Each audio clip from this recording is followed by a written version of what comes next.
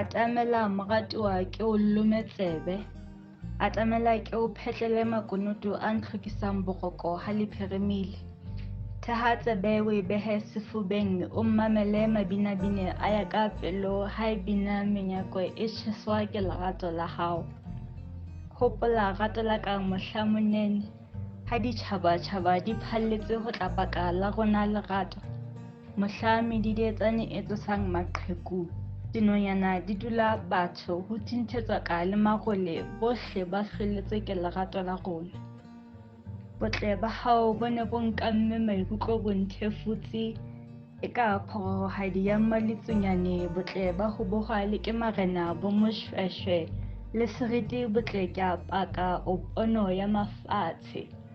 Mahlo masesane tjaka toro e monate e sa feleng.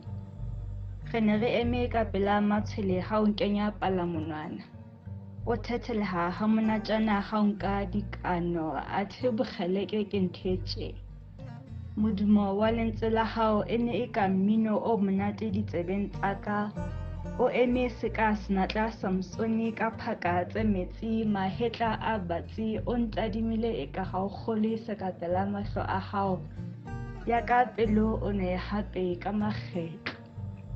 Atamela lehakwe la pelo ya ka re fapohele mehopolong ya tse ntle tse fetileng. Re ntjhafatse lerato la rona re ntano tokisisa malakabe a lona. Atamela moratuwa.